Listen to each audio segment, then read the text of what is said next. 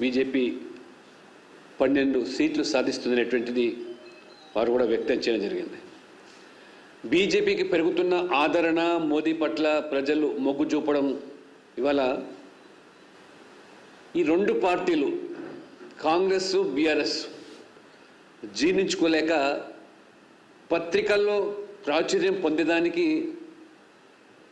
వారు సంచలనమైనటువంటి ప్రకటనలు, పరస్పర విరుద్ధమైనటువంటి వారి యొక్క భావాలను వ్యక్తం చేస్తూ రెండు పార్టీలు పరోక్షంగా ఒక చీకటి ఒప్పందంలో భాగంగా మోదీ గారి యొక్క చరిస్మాను, బీజేపీ ప్రభంజనాన్ని నిర్వహించడానికి వారు ఏ రకంగా కుట్రలు మనుతూ ఉన్నారంటే, నిన్న కేసీఆర్ గారు చెప్తా ఉన్నారు, బీఆర్ఎస్ నాయకులు 25 మంది కాంగ్రెస్ ఎమ్మెల్యేలు నాతో టచ్లో ఉన్నారని,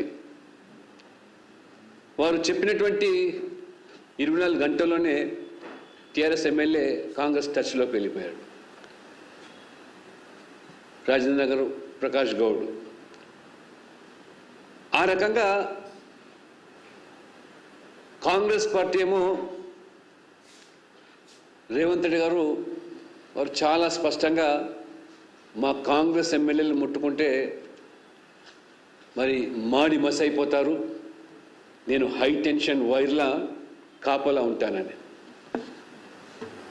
అంటే ఇవాళ కాంగ్రెస్ ఎమ్మెల్యేల పట్ల నమ్మకం లేకుండానే రేవంత్ రెడ్డి గారు హై టెన్షన్ వైర్గా మారుతూ ఉన్నారా?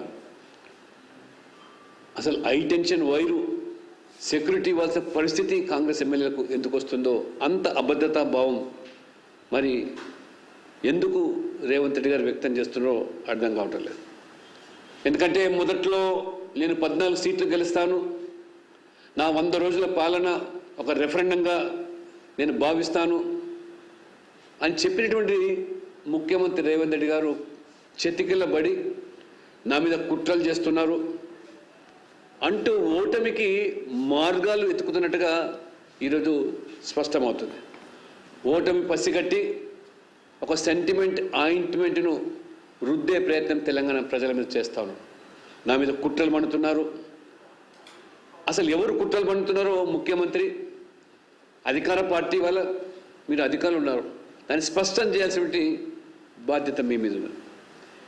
ఈ రకంగా కేసీఆర్ గారు కూడా బీజేపీని రెచ్చగొట్టేదానికి 100 పై ఎమ్మెల్యే ఉన్నటువంటి మా బీఆర్ఎస్నే ఆనాడు బీజేపీ మరి మా ఎమ్మెల్యేలను, మా ప్రభుత్వాన్ని పడగొట్టడానికి ప్రయత్నం చేసింది. ఈరోజు మరి అత్యవసర మెజార్టీ ఉన్నటువంటి మరి ఈ యొక్క కాంగ్రెస్ పార్టీని భారతీయ జనతా పార్టీ పార్లమెంట్ ఎన్నికల తర్వాత మరి వదిలే ప్రసక్తి లేదని చెప్పి కేసీఆర్ గారు బీజేపీని రెచ్చగొట్టే విధంగా, లేదా బీజేపీ ఏదో ఈ ప్రభుత్వాన్ని పడగొట్టుకునేటువంటి ఒక కల్పన కల్పించేదానికి, ప్రజలను అయోమయం గురించేదానికి ఇవాళ కేసీఆర్ గారు ప్రయత్నం చేస్తున్నారు. అంతటితో ఆగకుండా నవంబర్, డిసెంబర్లో ఎన్నికలు వస్తాయి అంటే మనదే ప్రభుత్వం అని మాట్లాడుతూ ఉంటే నవ్వుకుంటున్నారు ప్రజలు. అసలు మీ పార్టీలో ఎమ్మెల్యేలు ఒకవైపు గోడలు దుక్కుతూ ఉంటే వాళ్ళని కాపాడుకోవడానికే ఈ కేసీఆర్ గారు ఈ విశ్వ ప్రయత్నాలు చేస్తున్న దానికి ఇది ఒక తార్కాణంగా. ఎన్నికలు వస్తాయి, మనదే ప్రభుత్వం వస్తుంది అని మీరు ఎక్కడ కూడా ఆ కోళ్ళను గంపలో కమ్మేదానికి ఏ ప్రయత్నం చేస్తారో ఆ రకంగా ఎమ్మెల్యేలు పూర్తిగా బీఆర్ఎస్ మీద ఇవాళ ఆశలు ప్రజలకు సడిలిపోయినాయి. రేవంత్ రెడ్డి గారు అంటారు